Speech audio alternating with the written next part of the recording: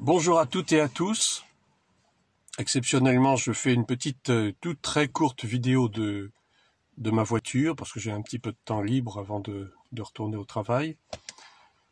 Simplement pour vous encourager, je vous en prie, à ne pas avoir peur, à arrêter de paniquer devant ce coronavirus. Il n'est pas mortel à 100%, on le sait déjà. Le taux de létalité, effectivement, est compris entre 3 et 5%, mais on est bien loin d'une mortalité, j'allais dire, totale et radicale que beaucoup se mettent dans la tête. Non, il n'est pas mortel à 100%. Il y a différents moyens de s'en prémunir, effectivement. On a des moyens physiques, des moyens matériels de s'en prémunir.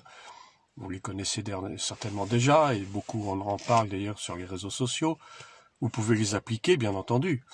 Ça n'exclut pas qu'il faille être sage et intelligent et utiliser quand même des règles d'hygiène élémentaires, des règles d'ailleurs qu'on applique d'ailleurs à tout moment dans notre vie, mais qui sont encore plus applicables, j'allais dire, dans ces temps difficiles, avec ce virus qui est assez agressif, assez offensif.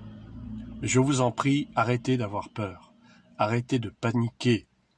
Ce coronavirus n'est qu'un de plus qui est fabriqué dans ces laboratoires de biologie, de biotechnologie, si vous voulez, à des visées militaires.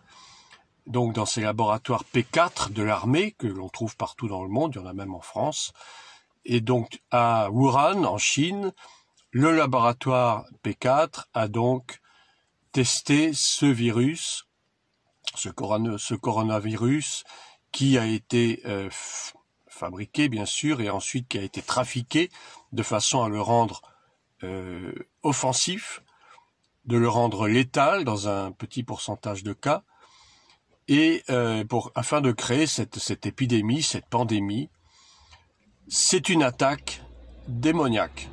Spirituellement, c'est une attaque démoniaque que le Seigneur a voulu simplement pour forcer le monde, forcer les gens à croire en lui, à croire qu'il est le seul sauveur de l'humanité. Les religions n'ont jamais sauvé qui que ce soit. Les religions, depuis l'Antiquité et même avant, ont été fabriquées par l'homme. Les religions ne sont pas de Dieu. Une fois pour toutes, il faut qu'on se mette ça dans la tête.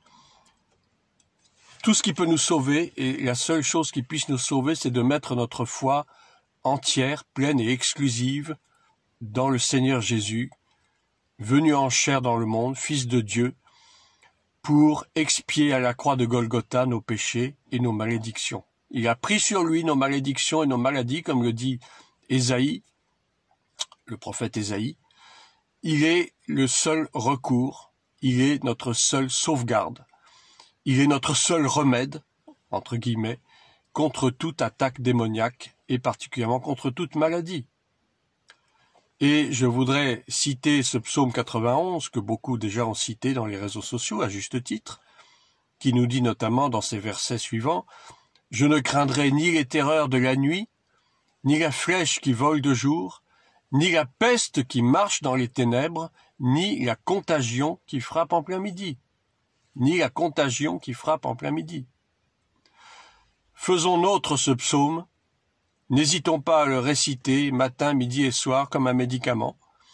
Ce n'est pas un fétiche, ce n'est pas un gris-gris non plus, la parole de Dieu n'est pas un fétiche, la parole de Dieu est réelle, la parole de Dieu est vivante, elle est la vérité, celle qui nous permet de triompher de toutes les embûches du malin. Et je voudrais m'adresser à ceux qui regardent ces vidéos et qui ne sont pas croyants, qui ne sont pas chrétiens.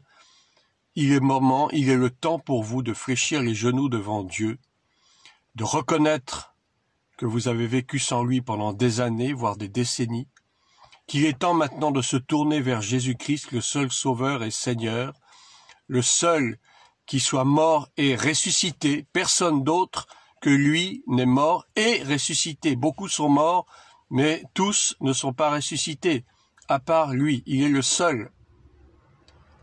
Mettez votre foi en lui, acceptez-le comme votre Seigneur et Sauveur, Il est grand temps maintenant de nous tourner vers celui qui peut nous sauver de la déroute, qui peut nous sauver des catastrophes à venir. Le monde est en pleine déroute, le monde est en pleine déconfiture, mais nous ne devons pas baisser les bras. Au contraire, nous devons redoubler à la fois de vigilance et partir en guerre contre tous ces hordes de démons qui cherchent à nuire à l'Église, qui cherchent à nuire aux chrétiens et qui cherchent d'une façon générale à nuire au monde entier. Mais encore une fois, n'ayez pas peur, ça ne sert à rien. La peur et la panique ne sont pas des remèdes, au contraire, ce sont ces choses qui permettent d'aggraver la situation. Dans la peur et dans la panique, on fait n'importe quoi, on fait des bêtises, et ça n'ajoute rien du tout.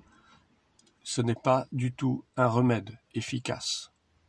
Plions les genoux devant le Seigneur, vivons dans la sanctification, et pour vous, chrétiens et chrétiennes, revêtez-vous du sang de l'agneau, ce sang pur et sans tache, ce sang qui a été mis sur les linteaux en Égypte du peuple d'Israël pour se prémunir de l'ange exterminateur. C'est ce même sang qui nous couvre aujourd'hui, c'est ce même sang qui nous préserve de la calamité, c'est ce même sang qui nous préserve de la maladie et de la mort. Alors, faisons usage de ce sang avec foi, et vous verrez que personne ne sera touché. Ou si par hasard vous êtes touché accidentellement, vous ne mourrez pas si vous mettez votre foi dans le Seigneur.